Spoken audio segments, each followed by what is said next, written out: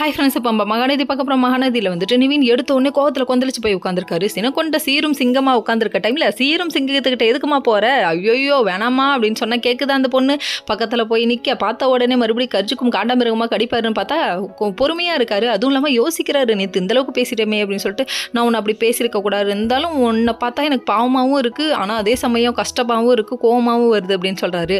இவ்வளவுமா கலந்து வருது என் ஃபேஸில், என்னடா என்ன நினைக்கிறீங்க அப்படிங்கிற மாதிரி ஆயிடுச்சு. அதுக்கப்புறம் இந்த பொண்ணு எந்த நோ மோர் எமோஷன் அப்படின்ற மாதிரி ரியாக்ஷன் விட்டுட்டு உட்காந்துருக்கு. கடைசியில் பார்த்தா அப்படியே பார்த்துட்டு இருக்கா. பேசலாமா வேணாமா, இவன் ஏதாவது சொல்லுவானா சொல்ல மாட்டானு யோசிக்கிட்டே இருக்கு இந்த பொண்ணு.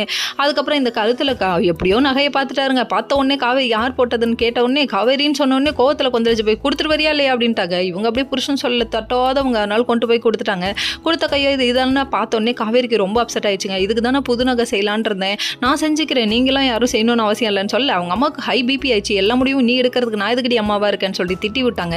எது செஞ்சாலும் நம்மளை குத்தோன்னு சொல்கிறாங்க, அப்போங்க அப்படின்னு சொல்லிட்டு நகையெல்லாம் எடுத்துக்கிட்டு விஜய்கிட்ட போயிட்டாங்க. விஜய்கிட்ட போனோன்னே கேப்பில் கிடா வெட்டலான்னு சொல்லிட்டு அவர் என்ன பண்ணாருன்னு கேளுங்க. ஐயோ ஒரு ரொமான்ஸ் தான், முடியலடா அப்பா சாமி அப்படிங்கிற மாதிரி ஆயிடுச்சு.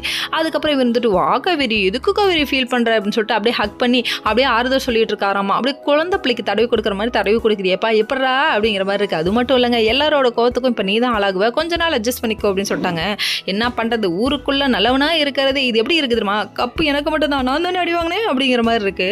கடைசியில் அதுக்கப்புறம் சரின்னு சொல்லிட்டு நிவின் கிளம்பலான்னு போக குமரன் வந்து அமௌண்ட் எடுத்துருந்து கொடுக்குறேன்னு 1000 ரூபா கொண்டு கொடுக்குறாரு. என்னப்பா இவ்வளோதான் இருக்குது அப்படின்னு பார்த்தா கடைக்கு அட்வான்ஸ் எல்லாத்தையும் கொடுத்தாச்சு, வாடகைலாம் கொடுத்தாச்சு, அதனால் அமௌண்ட் இல்லை அப்படின்ட்டாங்க. உடனே ஒரு மாதிரி ஆயிடுச்சு. சரி கிளம்பலாம் அப்படின்னு சொல்ல காவேரியும் கூட்டு போங்கன்னு சொன்னது மூஞ்சி ஏலூருக்கு போயிடுச்சு. அதுவும் விஜய்னு பேரை கேட்டோன்னு கொந்த லிஸ்டார் நிவின்னு.